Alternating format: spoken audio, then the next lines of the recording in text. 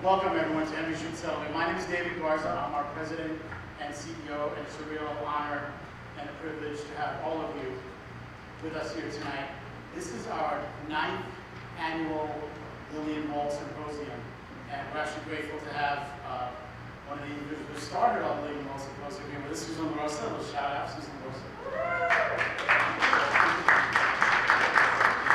But our Lillian Wald Symposium is really important because just like Lillian Wald did 130 years ago, she felt it was a responsibility to bring people to the table to talk about critically important issues. And mental health is perhaps one of the most important issues that we can be talking about today and of course tonight. So we really appreciate you all being out here with us on this beautiful evening.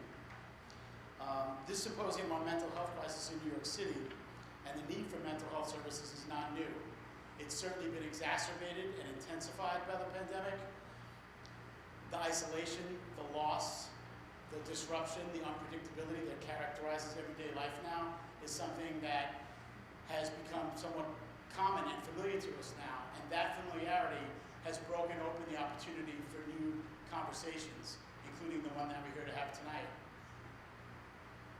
At Henry Street, we see the impact of mental health across the entire spectrum of the people we serve, from infants to school children to adults to older adults, and its devastating impact across that whole spectrum. Unfortunately for us, with that proximity, we also have the proximity to the great consequences that mental health can often bring.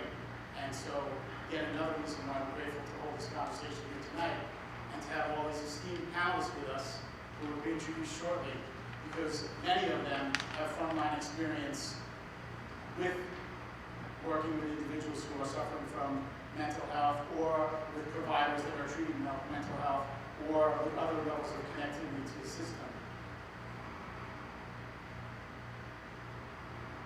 Our panelists will begin tonight by addressing what does it really mean to be in a mental health crisis, and they'll talk about what they're seeing in their daily work.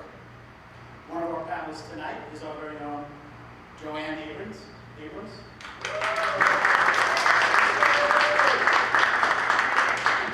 is a psychiatric nurse practitioner at our Community Consultation Center, which is located right here on 40 Montgomery Street. And like many firsts in Henry Street Settlement's history, it was the first mental health clinic located in public housing. So literally embedded in our community so that we can be where the need is. And I would be remiss, in addition to acknowledging the work of Joanne, if I didn't acknowledge all of the Henry Street colleagues that are in the room tonight.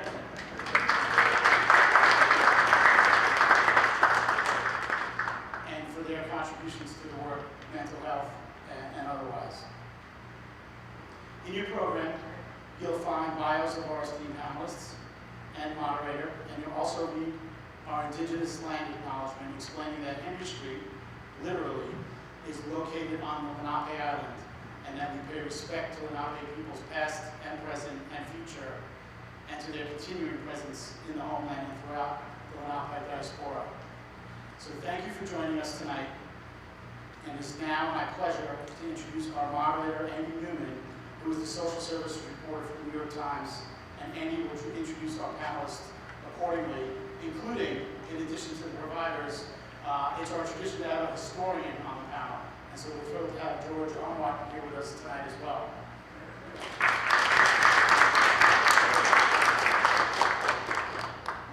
So I'm grateful and proud to pass it off to Andy to begin the panel. Thank you, Andy. Thank you very much, David. Can everybody hear? Yay. Okay, so thank you all for coming tonight. My name's Andy Newman. I cover social services for the Times, which means lately a lot of stories about mental health and mental illness. And I am very pleased to have up here on my immediate right, Arvind Sooknanan, who is a board member and community advocate at Fountain House, which is a volunteer community for people living with serious mental illness. Dr. Omar Fattal is the head of behavioral health at the city's public hospitals agency, NYC Health Hospitals. Joanne Abrams, as you heard, is from right here on Henry Street. She's a psychiatric nurse practitioner with over 4 decades out in the field.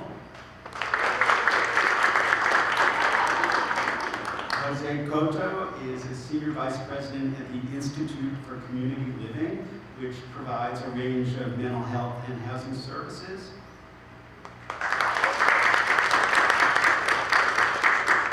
And George Aumoithe is a Harvard University historian who has done research on the history of the public hospital system right here in New York City.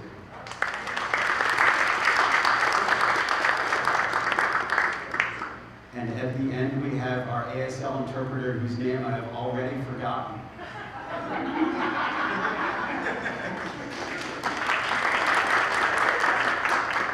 So we're going to start. First of all, I just want to assure you that we're leaving a lot of time at the end for questions. So think of questions. I'm sure many will be stirred by the things that people are saying. And we're just going to start right now with just basically defining the mental health crisis as we see it right now in the city. What does that look like from where you stand and the patients and clients that your institution see? And we're going to start with Omar and Joanne. Who is in crisis? What kinds of problems are people facing right now? Either one of you want to start off? You or Omar? I'll start off because the psychiatrist next to me just handed it over to the nurse. And so some things don't change.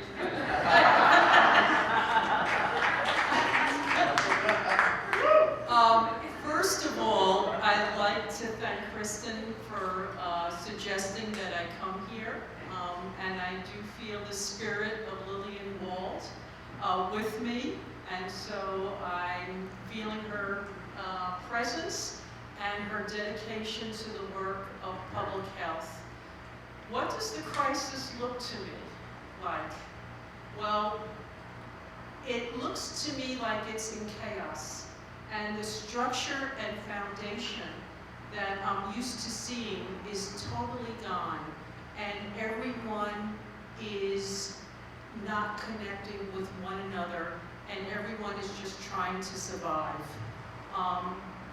What I'm seeing now is difficulty getting access to care for our psychiatric patients. Now, what I'm speaking about is the schizophrenic spectrum. I'm not talking about depression, depressive disorders, or anxiety disorders. I'm talking about clients who have schizophrenia, who have delusions, hallucinations, and require chronic long-term care. And I'm finding it more difficult to get them admitted into the emergency room. They're frequently discharged. The length of care, the length of stay has been cut from the usual 4 weeks down to sometimes 3 days. Abrupt discharges, finding a lack of outpatient services available to them. And I'm also seeing drug and alcohol use rampant with our schizophrenic clients. They're a vulnerable population. It makes it difficult for me to correctly diagnose because K2 is out there, cannabis is out there, heroin, and so you add the delusions and hallucinations that they have as a mental disorder, and you add the substance use to it, and it makes it all but impossible to give them proper care. I'm also seeing unqualified staff taking care of these clients without the proper education or knowledge. And lack of nursing. So we're here celebrating Lillian Wald. Lillian Wald was a nurse. Schizophrenia is a psychiatric mental disorder. It requires medication. And it's often now looked upon as a crime. Very often you see the clients in the subway and they're wielding machetes, they're hitting you on the head, they're pushing people onto the tracks. Those clients are not criminals. They have been poorly treated by our mental health system.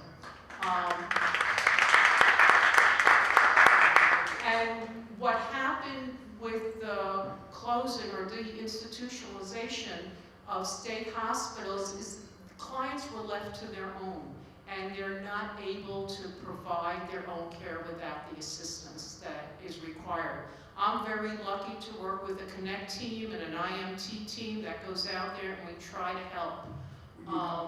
So the chaos that you're seeing is untreated mental disorders that require medication and staff that aren't familiar with the medication. So if they go to a shelter, or if they go to supervised housing, or if they go to clinics, it's lovely to have social workers do therapy and help them with their benefits, but if you don't have someone that knows what a long-acting Abilify injection is, you're really not helping them, right? You could talk to someone that's actively psychotic, but if you don't make sure that they get their medication on time and you don't have the knowledge of what these medications do, you're going to have a crisis. So what, I think I said enough, and I'll pass it on to the doctor. I wasn't trying to cut you off. And I should note, I'm supposed to be on acronym patrol, and so you used an acronym. You get 5 points on it. IMT stands for Intensive Mobile Treatment, and it's an amazing intervention that I'm actually working on a story on, and I got to follow some IMT teams around, but IMT is well, you can describe it better than I can. So, aside from working from Henry Street, I also work for the Bronx IMT team at Cases, and Derek is here, he's my peer support, and I couldn't do my job without him, working with the peer support. Thank you, Derek. And we actually go out in the field. I give injections on the sidewalk wherever I have to give the long-acting injections. Derek walks with me to the residences. He helps me clean up the bed bugs and the rodents that I often find in these facilities.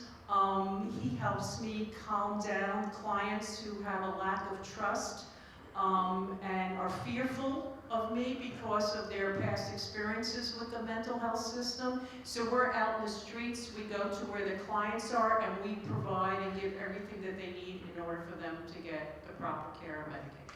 Thank you. That was a good acronym. So, Omar, now the same question to you. In the city hospital system, what are you seeing right now? Yeah, good evening, everyone. Can you hear me okay?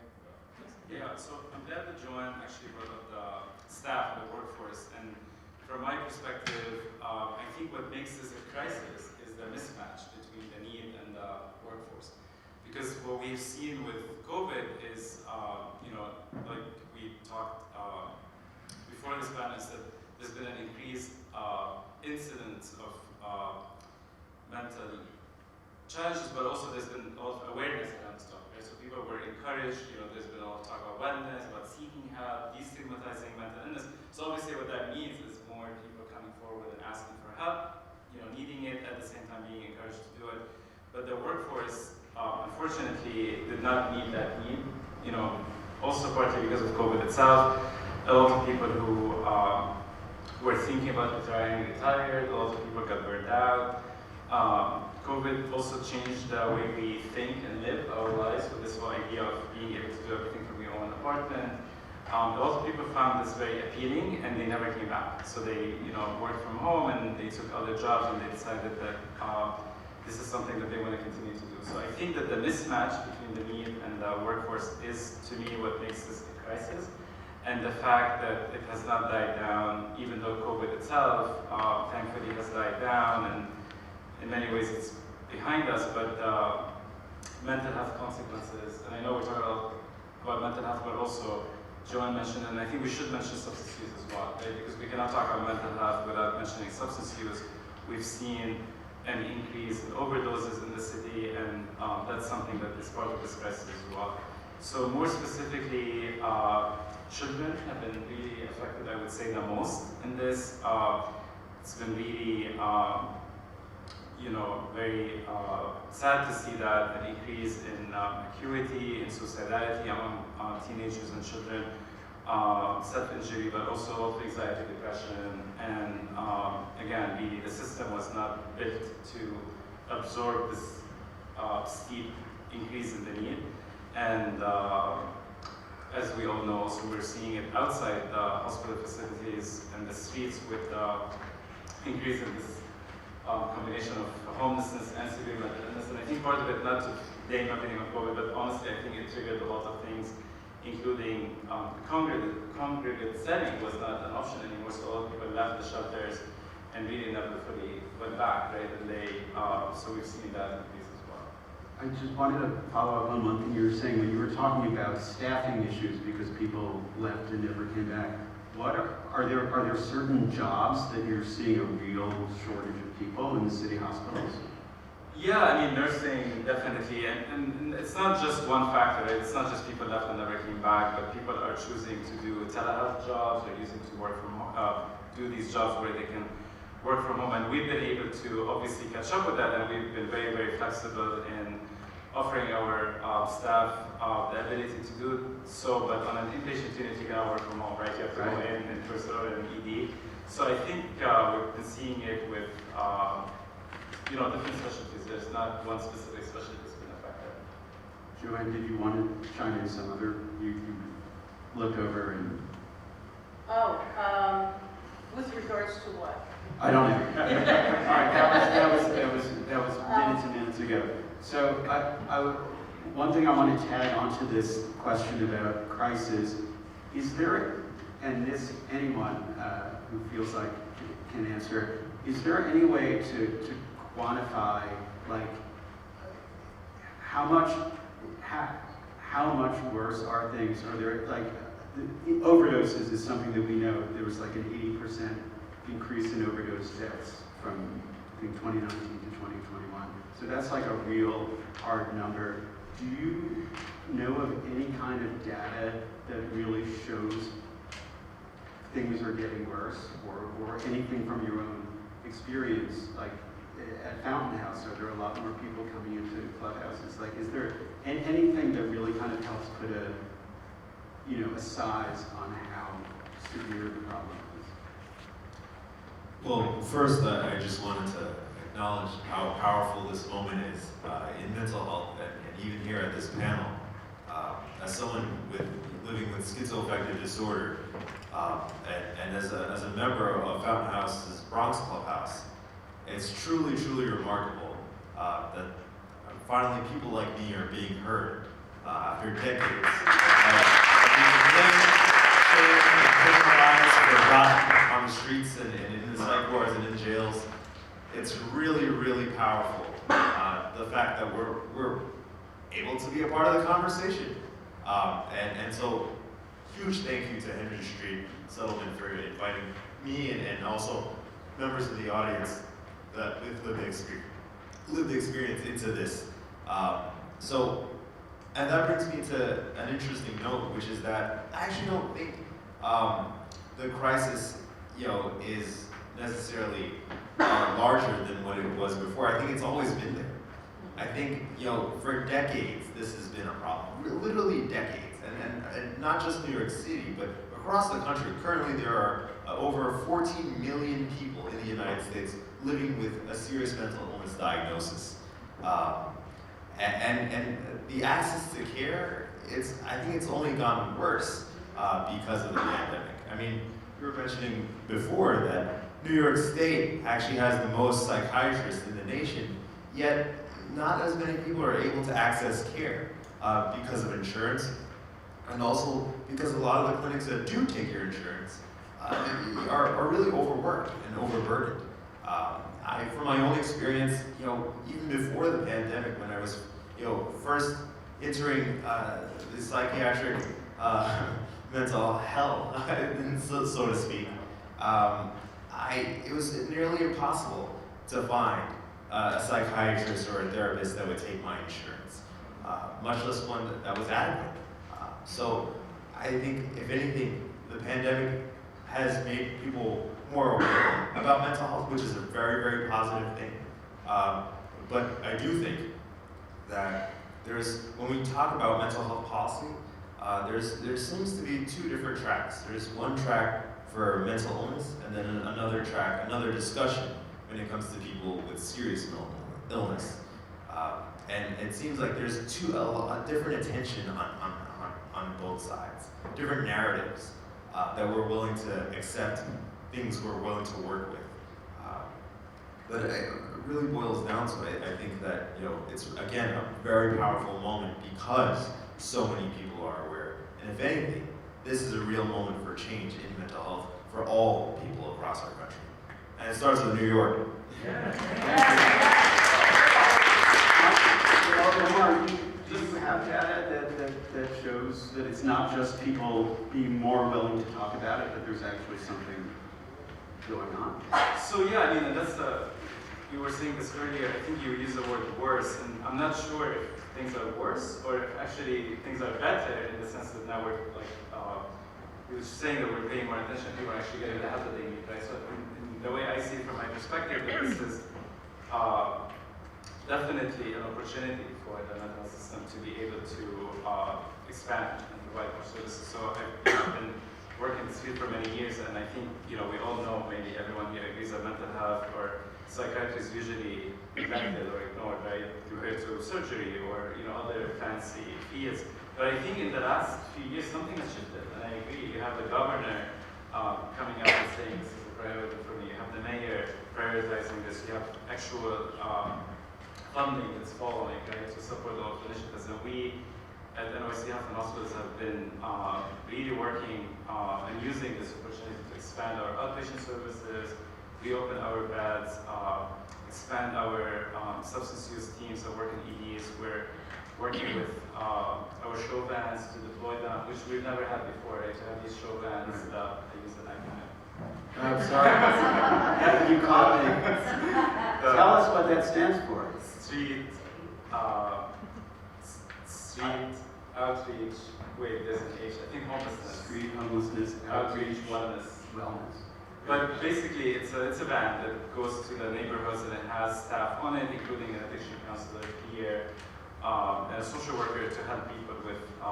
So we've seen a lot, and I'm just mentioning a few as examples, but we can talk about many other initiatives that just started over the last literally 1 year, and we have a few more that are coming up. And I think this is all due to the fact that people finally recognize that mental health is as important as physical health, and we need to address it. We cannot no longer ignore it.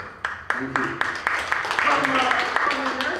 From a nursing perspective, between the microphone and the lights, I'll make it through. From a nursing perspective, things are worse for me. I find it more difficult to get clients care. I am constantly fighting with psychiatrists in the emergency room, pleading with them to admit our patients.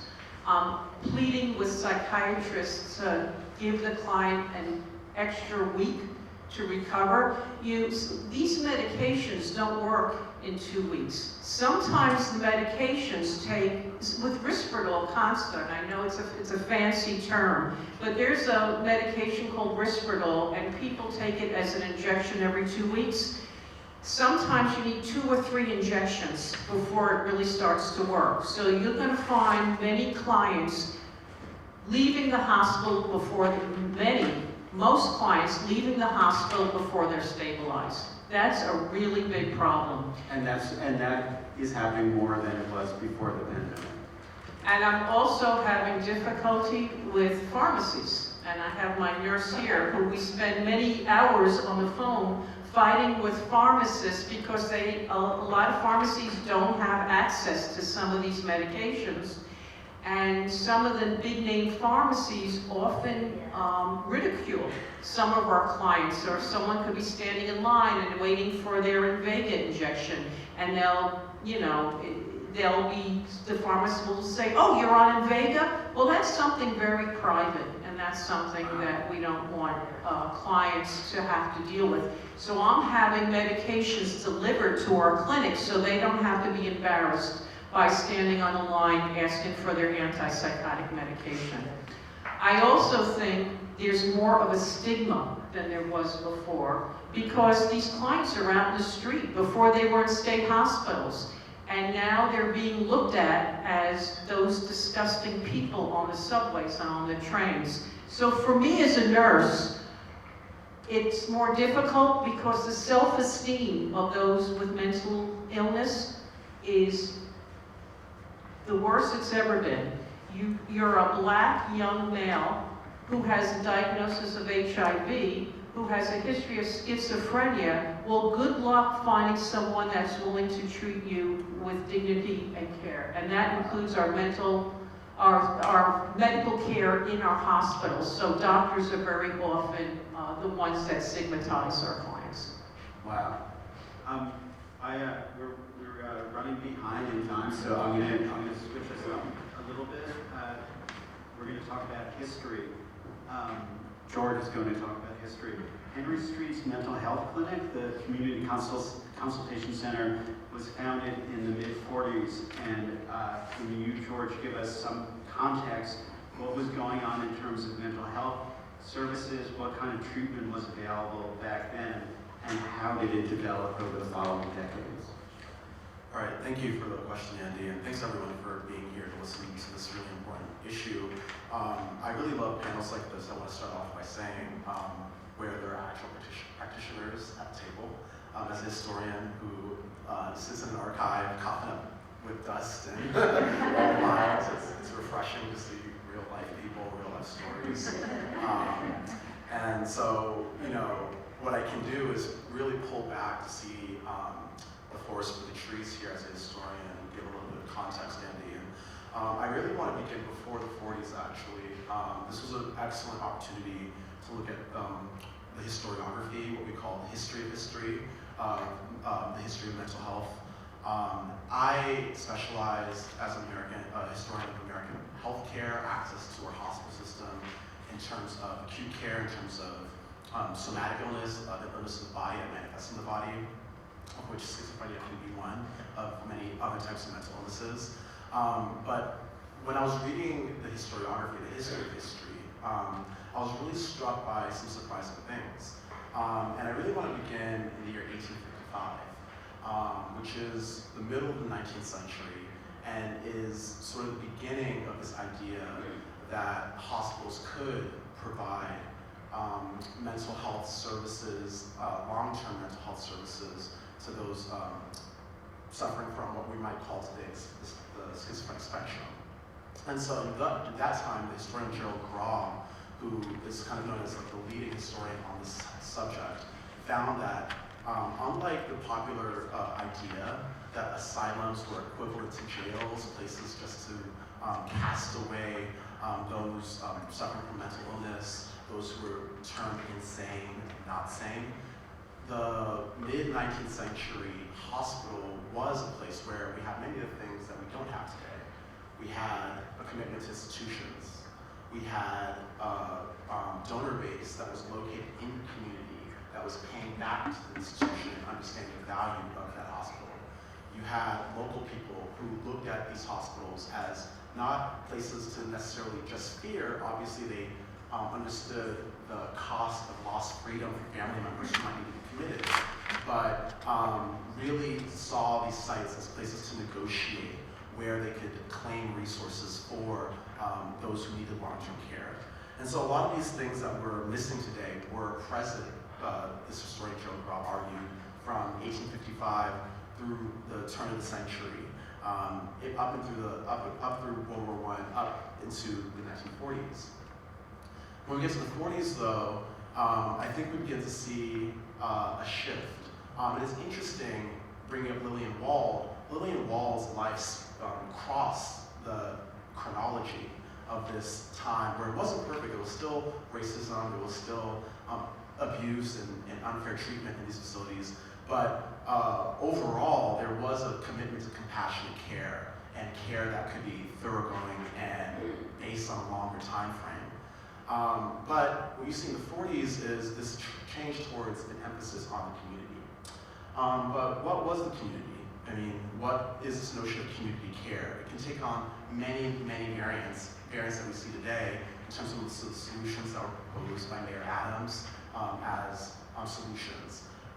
Lillian Wald was a big proponent of community-based nursing, nursing that was rooted in the home, nursing that could occur outside of the confines of a hospital, but nonetheless, nursing that really thought about the social relation between patient and community, not as, let me write you a script and send you out on your way, outpatient community care, but a community care that was based on long-standing relationships.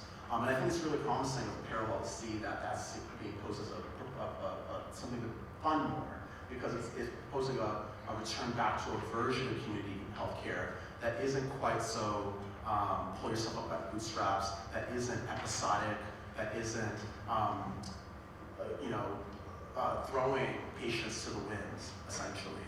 By the time you get to the 60s, in the civil rights movement, you see an interesting convergence between what Joanna noted was the deinstitutionalization moment, this moment where a series of state-based hospitals were closed under a stereotypical sort of depiction of the mental hospital as just an asylum for the insane, as a place where people were just abused, completely taking out the overwhelming history of the mental health hospital as a place where people could get long-term care, where people could find reliable sources of support. And so what you see with President Kennedy in '63 with the passage of the Community Mental Health Act was the beginning of the federal government giving what were called block grants to the states to create a version of community care that wasn't necessarily in line with Lillian Wald's vision, but was more in line with a vision of cost cutting and penny pinching.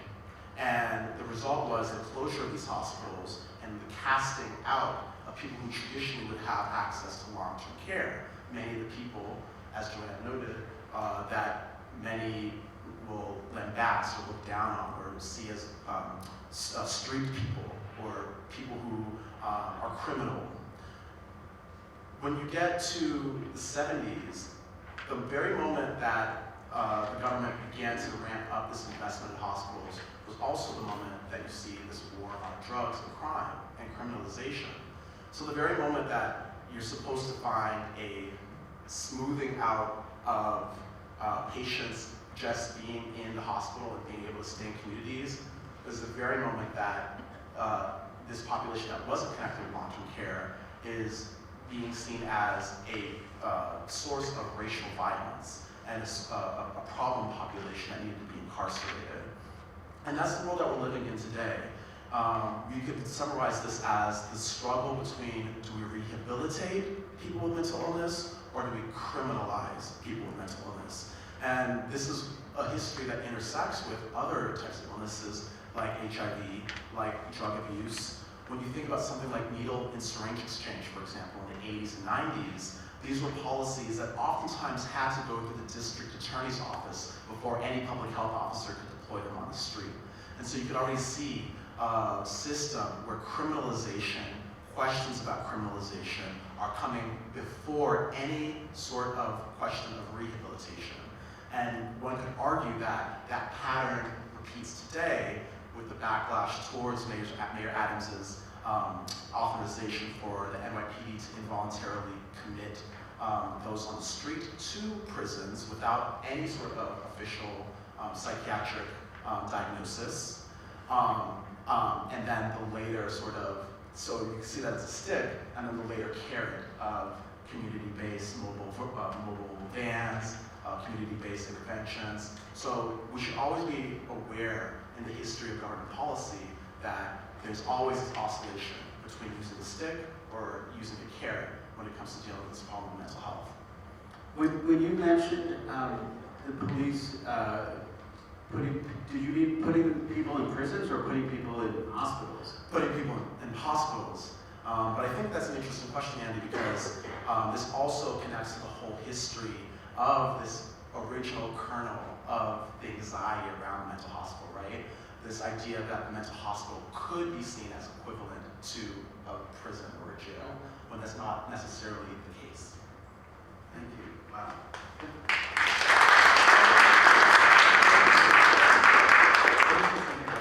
Yeah. Yeah, but just I had the same thought, but also did you mean for the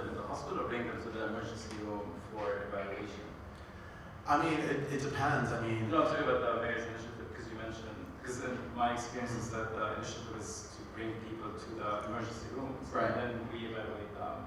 And then if they meet the criteria that's set by Omar, Office of Mental Health, then they get admitted. But the police, the NYPD does not have the authority to admit someone to a hospital. Okay, yeah, that's great clarification. We're going to get to that policy stuff, to the mayor's policy a little bit later on. The next topic is about disparities in care. It's often noted that the crisis doesn't affect all New Yorkers equally, that there are vast differences in access to treatment, in who is actually coming forward to seek treatment, in outcomes, and that these disparities are dependent on race, on socioeconomic status, even what neighborhood you live in. So I want to explore a little bit what are these disparities, how big are the differences, and what are the causes of them? Is it, to what extent is it structural racism? To what extent is it stigma within communities about seeking help? To what extent is it what Joanne was talking about, which is distrust of the medical system? Jose, do you want to address this? Is this one for you? Yes. Hello. Also, this is my first time being on a panel with a historian. It's actually really cool. It's like an elder. It's a really rich context. So my name's Jose. I'm giving the perspective of an admin because of my current position, but also as a treatment provider, because whenever any of my teams are having a lot of difficulty with someone due to lack of resources or because of extensive trauma, I usually pull them away, and I'm the only person that's having direct contact with that person. A few quick points, and just to quickly add on to the war on crime and the war on drugs. The war on drugs was also a war on people of color, especially Black and African Americans, which led to mass incarceration. Then decades later, it became the new asylum with deinstitutionalization, where people don't have anywhere to go. Also, I'm Puerto Rican, so I talk with my hands, enjoy it. And then tying that in, web of racism is something that's very real. In this country, racism is the foundation of a lot of our institutions, practices, both on a macro and micro level. Our medical system is very reflective of Western ideology and is in favor of people that are dominant here, which happens to be white people. So a lot of the people that are in need, when you ask that question about those different parts like stigma, access to care, all of those things tie in together as to why someone might not be receiving access or might not be open to access. It was just 50 years ago, 51 to be exact, when the study of Tuskegee experiment, the study, on, 400 Black and African American men who had syphilis, and they were not given informed consent. Their lifespans were shortened. They had to agree to an autopsy for them to cover the burial expense. A lot of things were wrong with that, and it lasted for 40 years. That wasn't that long ago. We had issues when it came to COVID and vaccinations, and people of color, especially in projects, not having proper access to COVID or being last in line. That's now and recent.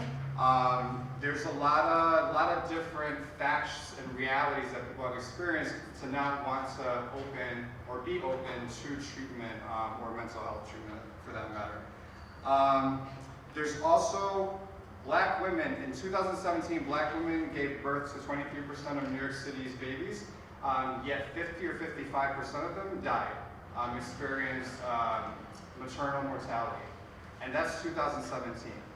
That's definitely something that the current Brooklyn Borough President is focusing on in terms of reducing that so that it's more equal, because there's such disparities between Black and white women in terms of maternal mortality. When it comes to stigma, people need to understand that it's okay to ask for help. There's a lot of cultural stigma on top of the fear that's already valid and exists in a lot of the communities of color. And that just, we'll get into that a little bit later, what it's gonna require to change that. People need to be informed of what resources are available. I could meet with anyone from this panel, and they might not know 90% of what my agency offers. which has over 100 programs, and we touch 14,000 New Yorkers a year, but people don't know about it. So a lot of just issues on that, and then the need to normalize mental health. I think, as it was said recently with the pandemic, it tended to have that effect of, it's not like such an isolated experience to experience mental health issues or illness. It normalized that in a sense, but there's obviously a lot more work to do there. And then the last thing I just wanted to bring up was competing priorities when it comes to people in need with mental health concerns, and a lot of barriers. So if I am a dad of color and I am in a family shelter, all of a sudden I have to get a job, I have to keep my kids in school, I have to do all these things as a single parent that doesn't allow me or afford the time for me to then do things that I need to get housing. Not to mention that it's a gauntlet to get housing. There are so many hoops and hurdles you have to jump through. You have to have a HRA packet. It's from the Human Resources Administration, 2010E. That requires a psych eval and a psychosocial. The psych eval could take a month or two to get, unless people are doing multiple jobs like myself and doing the psych eval myself. So it's just a lot of bureaucratic stuff that people have to go through, and then just a lot of competing realities that don't really afford people the time to even think about something like housing or mental health care. Thank you. George, do you have a perspective to offer on that? Yeah, again, at the risk of getting into the history of history, another aspect of the history arc that fascinated me, Andy, was the history of psychiatry. I mean, we have to talk about the professional societies here, which really largely got founded around the late 19th century, and were almost overwhelmingly 100% white and exclusionary. I'd love to refer everyone to the work of the cultural historian Martin Summers, who teaches at Boston College, who wrote about, who's written extensively about the history of psychiatry. But in his work, he found that in 1949, out of 4,400 psychiatrists in America, guess how many were black? 1, 2. Very close, single digit, 8. Wow, 1949. So the very moment that you're supposed to have this transition towards greater access to talk therapy, right before the dawn of sort of pharmaceutical intervention, because these drugs were not yet fully invented, you didn't have anyone to provide that kind of care to the population. And today, I mean, I think New Yorkers, what's the joke? Every New Yorker has a shrink or something. Psychiatry is expensive. So not everyone can afford that. No, not everyone could afford that in the early 20th century. Is that something that's changed today? No. So we don't need numbers, Andy. We need to really kind of just think about the parallels, I think. Historians like to think a lot about change. I'm struck by so much continuity. Unfortunately. Arvind, is there something you want to talk about from your experience on this? Yes, thank you. As someone who's been born and raised in the boogie down Bronx, that's right. And as the son of Guyanese immigrants who came from essentially nothing, from a sugar estate, in Guyana, it's so critical to have at least some type of culturally competent care. And even just access to care was so difficult. And at the age of 16 is when I was diagnosed with schizoaffective, and from ages 15 to 19, I was hospitalized over 20 times. And even in the adolescent, units, inpatient units, I noticed that were two types of kids, unfortunately. There were kids who were pretty wealthy, usually white, and they would usually get to go home pretty soon, or they at least had family visiting them or friends visiting them on a daily basis. And then there were people like me, people from my neighborhood who looked like me, who talked like me, who weren't actually afforded that, who didn't have people visiting them every day, who didn't, if at all, you know, they were looking to have one person come visit them at the hospital. And those folks, like me, would sometimes be in that revolving door and even be in a hospital setting for months because they have nowhere to go. They have no outpatient plan, they have no continuum of care. And this is just so prevalent in my neighborhoods of the Bronx. I mean, it wasn't until I came to a place like Fountain House in the Bronx that I was getting any type of adequate mental health care. I mean, I had to travel an hour and 30 on the subway, almost 2 hours, into the city just to get adequate mental health care.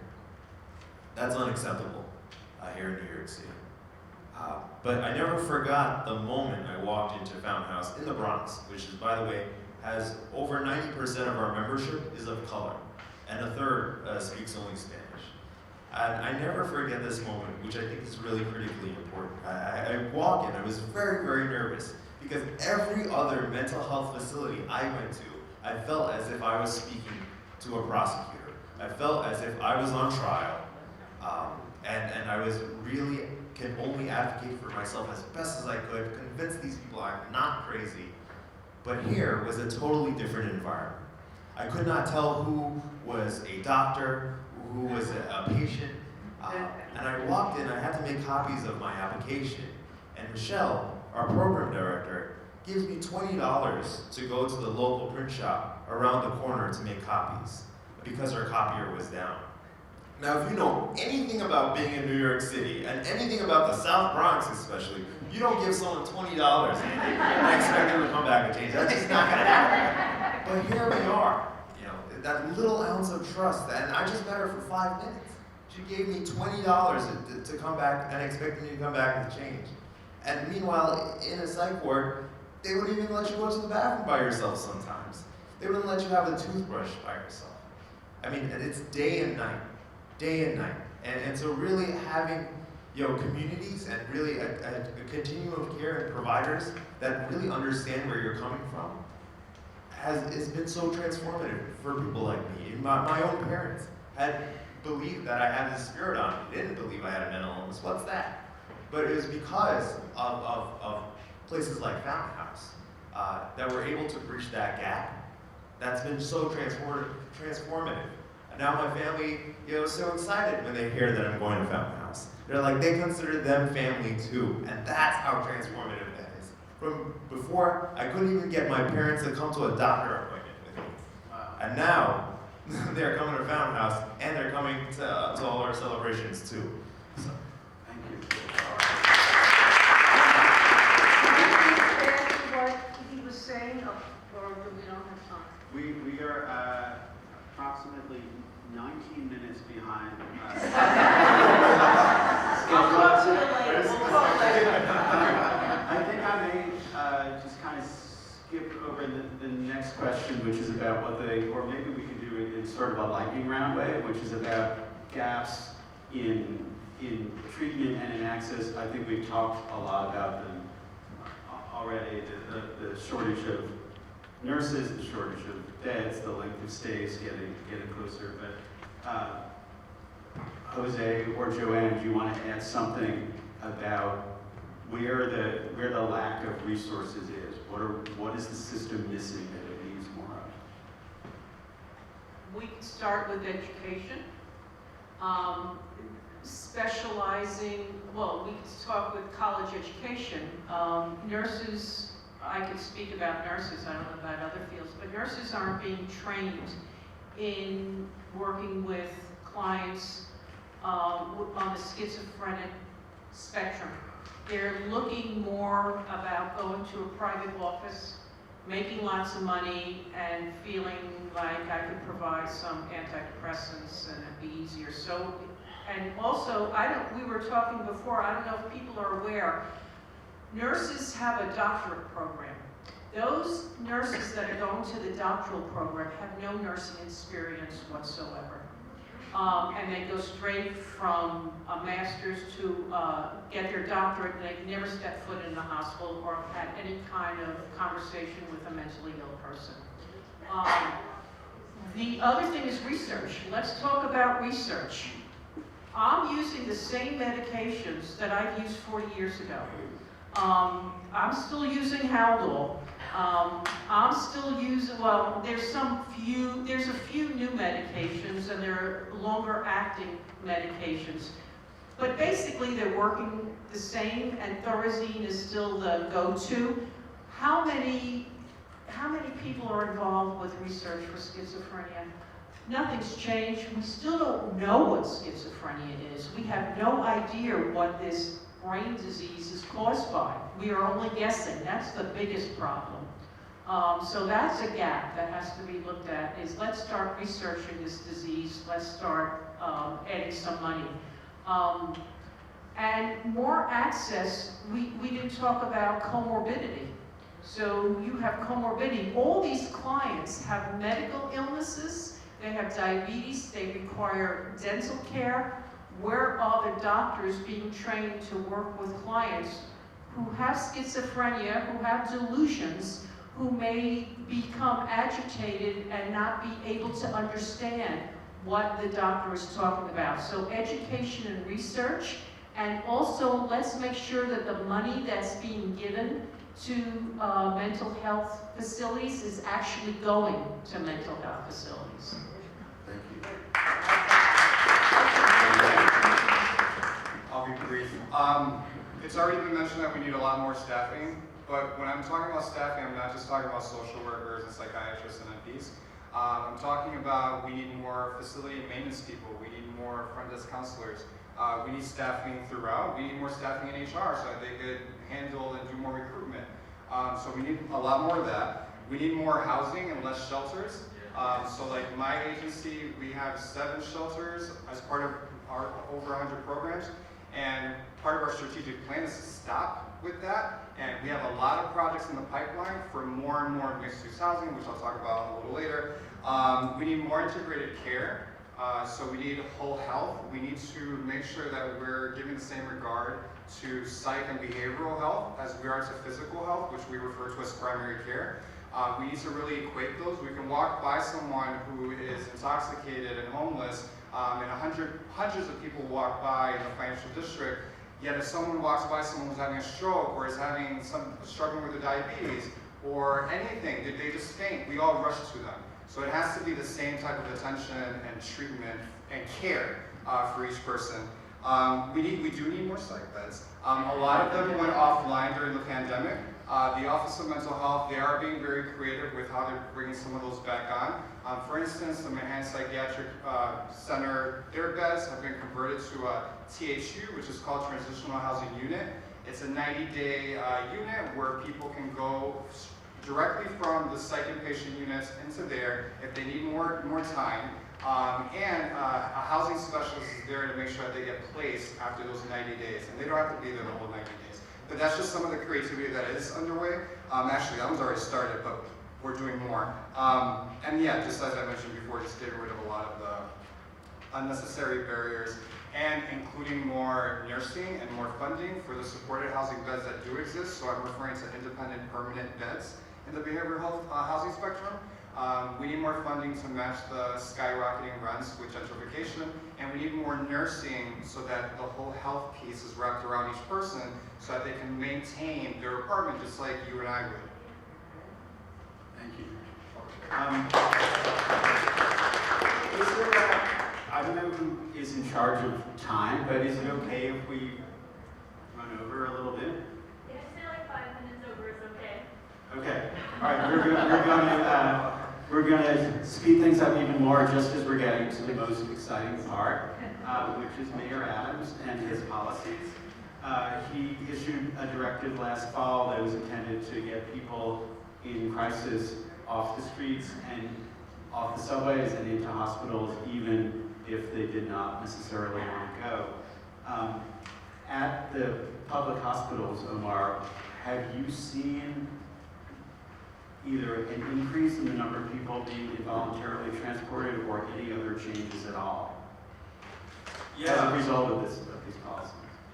Yeah, I was asked that question actually at a public hearing as well, just to, I'm not here to speak obviously on behalf of the mayor or his administration, but just to clarify that the initiative was to underline guidance from the Office of Mental Health that was issued in February of 2022, where the Commissioner, Dr. Sullivan, issued guidance to both clinicians working in facilities, but also to peace officers and police officers to encourage them to use their authority under 941 involuntary removal to be able to remove people who are a danger to self based on the inability to care for basic needs. So I think that this was the key that got missed in, I know that the announcement got a lot of attention, but I think that detail is very important because the mayor did not create something new or issue a new law or anything like that. No, but he has the power to kind of guide the police and responders to be more responsive. Exactly, and to use their authority according to the OMH guidance. I just wanted to clarify that. But from our perspective, I think the context that you want to see this in is the volume. We're the largest provider of behavioral services in New York, and when it comes to, let's say, our ED visits, you talk about more than 50,000 visits a year.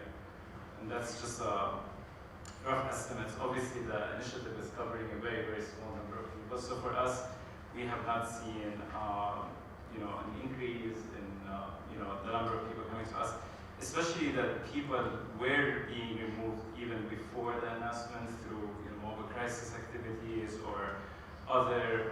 This removal is not a new thing. So what we do is we do the same for every patient that comes our way. We do a very thorough assessment. Psychiatrically and medically, a lot of people who have been living on the streets have also neglected medical issues, so we definitely make sure that we pay attention to that. And then we follow the OMH guidance on whether we admit someone upstairs to the unit, and we do keep them as much as they need. And we really do, and especially the patients who are removed based on this initiative, we really respect that because they don't just walk randomly there. They have outreach teams and they have people who have been really working with them on the outside. So for them to bring them to us means that they cross the threshold. We do our own assessment, but we really try to keep them and then do something different. Like not the last thing you want to do is just send someone back to the same situation. So we connect to the THU unit that was just mentioned, and that has been a game changer for us because there's now a place where people can go and be connected with housing. We at NYC Health Hospitals have an extended care unit at Bellevue that's been around since 2020, and we've been very successful in helping people have improved housing. We just opened a similar unit at King's. So we try to connect these individuals with community resources or housing or other resources to help them stay off the streets. Thank you. So the follow-up, the mayor drew criticism for the part of this policy that involves having the police not just enforcing these involuntary removals, since if someone doesn't want to go, it's necessary to have the police involved, unfortunately. But the mayor was also criticized for asking the police to sometimes make the decision to do the removing if they are the only authority at the scene, which they are a lot of the time because there's 40,000 cops and they are on the street all the time. So the city is providing a hotline that's staffed by mental health professionals that cops can call to get guidance on whether to remove someone. But the mayor has gotten some criticism from people who say that those decisions should not involve the police at all. That there's such a long history of interactions between the police and people with mental illness that result in people getting hurt or occasionally killed. So I would like to know what people think the appropriate role of the police is when someone is in a mental health crisis, and what should the police be doing? What should be left to medical and mental health professionals? Arvind, you want to speak about this? Were you ever brought into a hospital by a cop? Yes, unfortunately. about, I think 3 times would be an accurate number. How voluntarily? Not really voluntarily at all. My first interaction, having a mental health crisis and police being the first responders, this is when I was 16 years old. I was having one of my first psychotic episodes that eventually led to me being diagnosed with schizoaffective. And it was a very, very cold November night. And I was at home with my family. And I wasn't aggressive, but I definitely would say I needed to go to the hospital, and which my family would have agreed. They called 911 actually. And police were the first to show up. And although I was not aggressive, not violent, and my family were there, and they were calm, and they just wanted me to get to the hospital. Police tackled me to the ground and in my own home and handcuffed me. And I only had on was shorts, no shirt, no socks, no shoes. And I've actually experienced this a good amount of times in a variety of ways. Not just here in New York, but even in Florida. In my first college, that was also a disaster. So this is all to say that, police, does it make sense to you, when someone is, really, really struggling, thinking about ending their life, or really, scared and not there, not feeling safe? Do you think it's right to have a man with a gun show up? I don't think so. If anything, I would get more scared, would you? So, and I think that, I want to say that I'm very grateful to the mayor for giving a lot of attention to mental health, like no other mayor, at least in my lifetime. But I do have to say that for decades, the policy, mental health policy has always been shaped around crisis intervention and never really crisis prevention. We've talked so much about involuntary hospitalizations, but it really boils down to the continuum of care. How are we addressing people's social determinants of health? How are we providing them housing? How are we providing them, opportunities or pathways into a meaningful and thriving life that prevents them from ever having to go into an involuntary situation? That's what we've been really lacking for decades, we're talking about. But now we can really, this is the opportunity in which we can focus on the crisis prevention. We can, support people when they come out of the hospital. There's a game plan. I'm a huge supporter of psychiatric advance directives, which has really been really transformational for my own self. And also just letting people know what to do in that moment, and also having even peers around. Again, I cannot emphasize the importance of trust, of community, of people that you can talk to, and that will be around you and will know that, okay, this person, I'm struggling, he needs help, let's get him some help, and in a decent, dignified way. That, it really boils down to trust. Even when we talk about involuntary, you miss the core fact that a lot of us are dealing with stigma ourselves. I didn't want to believe that I had mental illness. I didn't. I didn't want to get care. I didn't want to be in the hospital, because that meant I could not be a young adult just like everybody else. And that's something I died for. I wanted so badly, and I could not get, because every time the system said I was something else. I was my illness and not anything more. And so if we are going to focus on crisis intervention, we should focus on crisis prevention, and that includes taking down stigma.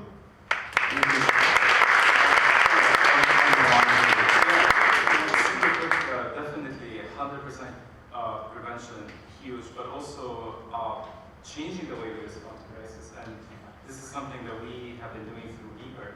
I'm finding it so hard to put spelling out the acronyms, but behavioral health, emergency, and response division. Be Heard. I never knew what it stood for. What's that? Yeah, but Be Heard is a team of social workers and EMS workers working together to respond to exactly, and this has been something that's been, I think, huge for our city, and But that's only in certain neighborhoods. so we're expanding it. That's what I wanted to share. That I think it's, the mayor announced in his Manhattan agenda 2 weeks ago that that's being expanded to the whole city. So now we're in Queens and the Bronx, in addition to Manhattan, and so we're in 4 boroughs, and the idea is we're going to expand to the whole city. So I think that that's something we should keep an eye on. But I gotta cut you off because I apologize, we're running way over time, but I do want to give ample opportunity for people to talk about solutions, which is, I think people have already mentioned a bunch of things that are kind of helpful, but what are ways that these gaps in resources and services can be closed? What can institutions do? What can the private sector do? Who's in a position to do something that hasn't been done yet? Joanne, would you like to speak about this? Yeah, I think the first thing we have to do is get rid of the stigma of schizophrenia. I'm reminded of the HIV crisis, the idea that there was a lot of media attention, there were a lot of advocates that did a lot of education to the public and destigmatize as much as they could clients with HIV virus. HIV is a virus. It doesn't define who you are. And you are not your illness. So I think the media should take on the role of educating the public of what schizophrenia is through commercials, through magazines. With the last mental health initiative, there was a lot of talk about depression. I saw nothing about schizophrenia on the subway train, but I saw a lot of, telehealth and depression is this and anxiety is this. I never saw something about schizophrenia, so the media, I think, would be very helpful. And I also think each community, like we're doing here, should be able to talk, to ask questions, because people are in the dark about what this illness is all about. They don't understand, they're frightened by it, and so they're going to advocate for policemen to kind of take that disgusting person out of the way. Well, let's talk to them about what this illness is all about, and I think more community conversations is another way that would be helpful. Thank you. Jose, you want to take a stab at this? Yes. With regard to the city, DOHMH, Department of Health and Mental Hygiene, they've made another investment in intensive mobile treatment teams. So they created 20 more 2 years ago, and now they've created even more. More of those because they're grant funded, so they don't have the billing demands, and they can spend a whole day with someone. And it's a team of 10 people, including 2 peer specialists, 3 tiers of social workers, an NP, a psychiatrist. They're just completely wonderful. So more of that, which obviously is underway. And then recently, the State Office of Mental Health, they applied for Medicaid funding through the federal government, and they received it. So it'll be $1,200 per bed added annually to a certain number of supported housing beds. That'll help us create these teams, these specialized teams that can help provide whole health care to people. More hubs, so like ICL has a hub in East New York, where there you have what we call primary care. We have mental health clinic, we have a substance use clinic, we have care coordination, treatment apartment programs, a date program called PROS.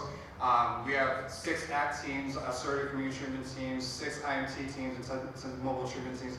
We have all these things in one site to make it very easy and seamless for someone to get whatever care they need. And it could be someone just walking in from the immediate community. So more of those, more mixed-use housing. One of our first large one was Nevins in downtown Brooklyn, which is a very affluent community that otherwise a lot of people wouldn't be able to afford to live there. So it's really nice because we took one of our buildings from 1986 and we just renovated the hell out of it and added 10 floors to it, behind it. So just really creating those spaces for people. like was said, making the profession more attractive and increasing compensation so it could be competitive, especially with media. It needs to be cool to join behavioral health. We all need to go into career day at high schools and convince these kids like I did 2 weeks ago. And the last thing that I'll mention is 300 beds were awarded to 5 or 6 agencies by the State Office of Mental Health for people to just get into housing without having to have a complicated packet, without having to have documentation. You could be undocumented. So 300 of those beds are now getting built through those 5-6 agencies, and then they're going to do another RFP for 200 more requests for personnel on that, within the next year. So that's the State Office of Mental Health. So a lot of good things going. We just need a lot more of it, unfortunately, because the need is higher than what we can give right now. Is there, thank you. Is there anything anyone would like to add about money and how the funding will somehow materialize for all these worthwhile but very expensive programs? Oh, I think the money is out there. It's just getting insurance companies to give up some of their funding and decide that they're willing to spend. Somewhere along the line, the insurance companies became the payee for a lot of this health care. So I think there has to be a lot of political pressure on these insurance companies to say, hey, this is what we want. This is what's needed. And somehow compensate these gentlemen in gray suits who are quite wealthy themselves and have the public demand. This is where we want our money to go to. Is there any, we're going to start with questions very soon. Is there anyone who wants to chime in on any other aspect of that? Briefly. You got it, Andy. I think that, yes, on the topic of money, I mean, historically, this has been probably the biggest investments in mental health we've seen in a very long time. But we also need to invest in things that work, that we know works. And especially communities, community-based care programs, such as Henry Street, such as Fountain House. In relation to the crisis intervention piece, at Fountain House, actually, every week, we do active reach out. So we go through our entire list of active members to see if anyone in the community has heard from this person, know how they're doing, and that way we can find out, oh, we haven't seen, John come in for a very long time. Let's actually give him a call. And it's members, people with SMI, calling one another and building that relationship, finding out how people are doing. And on top of that, community-based models like Fountain House, such as clubhouses, actually reduce Medicaid costs by 21%. The cost of supporting someone in the hospital for 2 weeks is the cost of supporting a Fountain House member for a year. And people in clubhouses for a year. So at clubhouses, they can get access to housing, employment, education, and a myriad of services. It's day and night, folks. It's day and night. So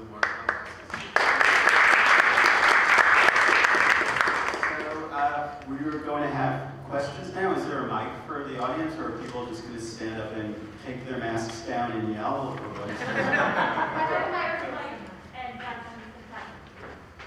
I'm sorry?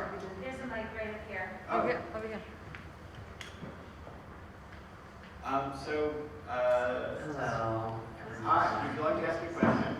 Well, I wanted to put a few points from someone who had go through all the agencies and the challenges that we face, because I know there's a lot of professionals here, but I think people need to hear what it looks like on the other side to get to the question.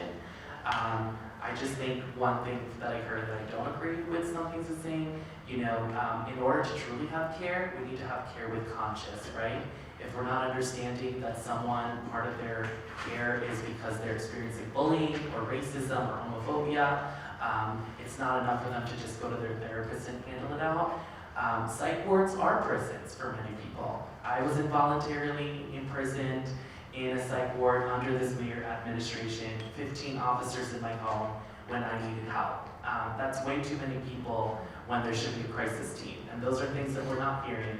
And the months of care that I need to go through is not something that can be done in a one-night setting. Also, I realize that so many people are really bad resource navigators, right? Whether that's someone who's in trauma and can't think critically, or even service providers. I can't remember how many times I went to places and they didn't know how to properly refer me, as if I was a special case. And I benefited from organizations like these, but still there are gaps that we can all take upon ourselves to be better resource navigators. And I think something that Ms. Abrams said that's so important is I think nearly every agency that provides direct care, from teachers to mental health to NYPD, should have more mental health sensitivity if they're not having mental health first aid, because this needs to be a community conversation. And I'm also an artist and advocate with Fountain House and also benefited, but there's still a lot of gaps of how people who are at risk or who are at the intersections that are not being seen or represented. This doesn't have to be a question for everyone to answer, but I think it's just really important for us to take. What I hear that is really important is to make this a one-on-one conversation to more a group care conversation. Because I don't believe that being able to go just to a therapist is enough to handle our issues when you go out in the world and so many other things happen, right? Homophobia, ableism. So the question that I'm pouring out to both the audience and everyone else is to think about what are your tangible solutions for more integration of community care. Whether it's a conversation with your friends, whether it's having that space for your employees. And also I think it's ironic we have this symposium today because I just came from One Police Plaza and there was a young black queer man named Kawasaki who was murdered 4 years ago in his home in supportive housing by the police. So the way that the police does respond to people who are distressed and on the streets, and added how we stigmatize, is really, really, really important because there's some people who are not here to advocate, and I could have also been harmed severely when I was supposed to go to synagogue on Yom Kippur, and just because I was having another day with depression. So there are a lot of things that affect people on the other end who are with their care team, and we need to really believe people with disabilities and people in their own recovery, and trust and listen to disabled folks. Thank you so much.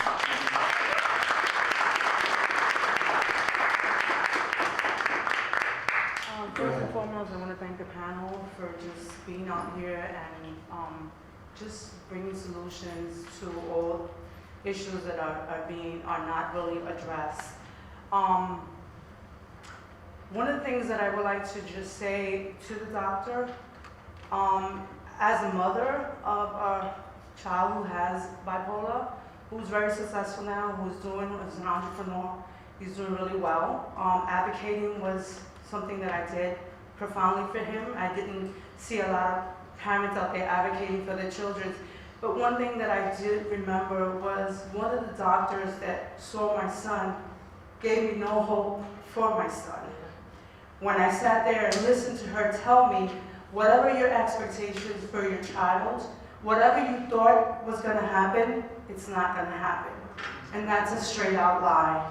We need to have hope for our children, for our teens, for anyone who's dealing with mental health, because it's so important that we act like we do care for our patients and not give a parent, at least not be so,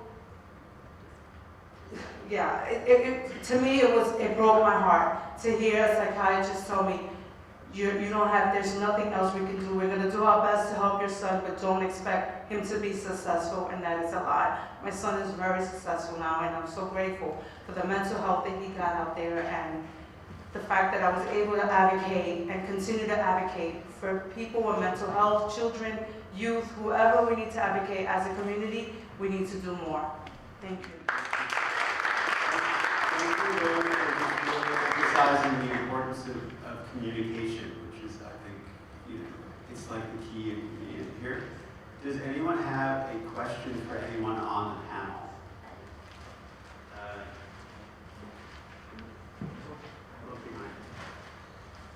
Hi, this is for Omar Fattal. I had a partner who was a opiate addict for about 5 years, and she relapsed and was admitted into a hospital at a psychiatrist's office, actually. She went to the bathroom, used, relapsed, dropped, they called an ambulance. She was taken to the hospital. They treated her, she was released immediately after. Went to the airport to come fly to me. Relapsed again, overdosed, and died at the airport. So, is there a policy or program we're going to put in place where the hospital can take the patient for a little bit longer than 4 hours and release them when there's a clear indication that they're going to relapse again in use?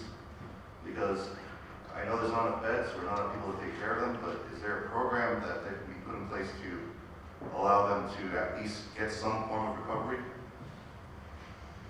Yeah, exactly. I think For everyone, I guess. Yeah, I mean, I can speak of a program that we have now called EDDs of International Briefly, which is teams of social workers and peers going to the medical EDs to do exactly that and meet with people who are presenting after an overdose or with substance use and proactively identify them even without the person asking for help and connect them with outpatient services. And that's something that we are expanding to 24/7 at all our facilities. So that's something that's happening. Thank you. That's concrete.